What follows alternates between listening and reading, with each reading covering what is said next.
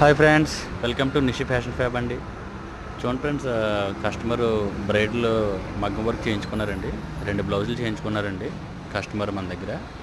కావాలని ఈ డిజైనింగ్ పట్టి మరీ చేయించుకున్నారండి కస్టమరు. ఇందులో ఎక్కువ శాతం చిలకలు కనిపిస్తున్నాయండి నాకు. ఎక్కువ వర్క్ టైం టేకింగ్ కూడా బాగా తీసుకుంటుందండి ఈ వర్క్కి.